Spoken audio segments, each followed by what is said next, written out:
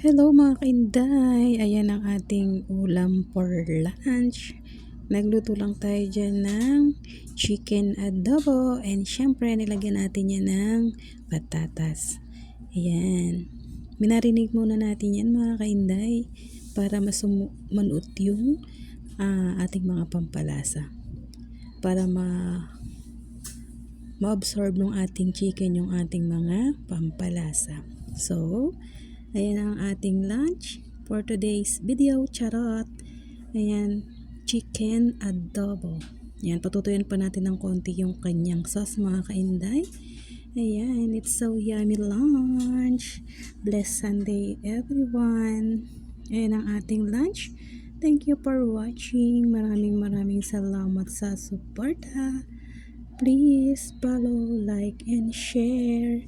Then cooking na tayo. Ayan, it's so good na.